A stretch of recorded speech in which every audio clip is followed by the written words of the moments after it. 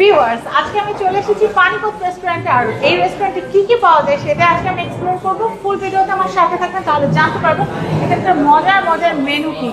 তো আমি ফার্স্টে আপনাদেরকে দেখাচ্ছি, এটা হচ্ছে চিকেন ক্যাশিউ মজার একটা রেসিপি। তো এটা কিন্তু আপনারা এখানে আসলে পাবেন। এছাড়াও কিন্তু এখানে দেখেন, এখানে কিন্তু খুব সুন্দর, এটাও কিন্তু চিকেনের আরেকটা রেসিপি। এছাড়াও এখানে কিন্তু বিরিয়ানিও আছে, আমি সেটাও আপনাদেরকে দেখাচ্ছি। এই দেখেন, এটা হচ্ছে বিরিয়ানি।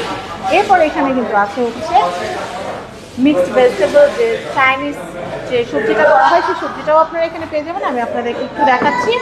এরপরে আপনারা দেখেন, এটা যে কি লোভনীয়, এটা কিন্তু আপনারা পরোটার সাথেও কিন্তু খেতে পারেন।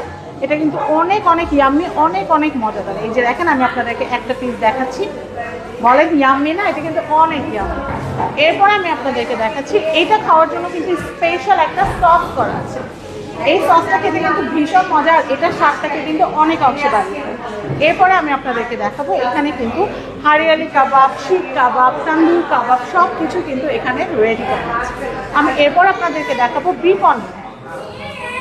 বিফ অনিয়নের সাথে কিন্তু পরোটার কম্বিনেশনটা কিন্তু অনেক অনেক জোর। দেখেন কি সুন্দর, কি দারুণ।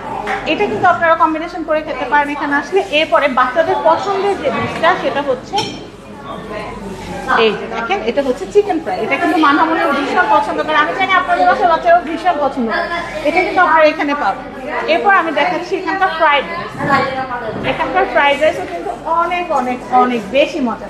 তো এই মজার মজার খাবারগুলো খেতে হলে কোথায় আসতে হবে, স্ক্রিনে কিন্তু আমি নাম্বার এবং অ্যাড্রেস সব কিছু দিয়ে দিয়েছি। এটা কিন্তু হচ্ছে পানিপথ রেস্টুরেন্ট। আর এটা হচ্ছে 100 ফিট যে ওয়ান্ডারল্যান্ড আছে, সেই ওয়ান্ডারল্যান্ডের ভিতরে এই রেস্টুরেন্টটা আপনারা পেয়ে যাবেন। বাচ্চাদেরকে নিয়ে আপনার রাইডও চলতে পারবেন এবং এই মজার মজার খাবারগুলো কিন্তু আপনারা খেতে পারবেন। তো সবাই ভালো থাকবেন। আজকের মতো বিদায় নিচ্ছি। আল্লাহ হাফেজ।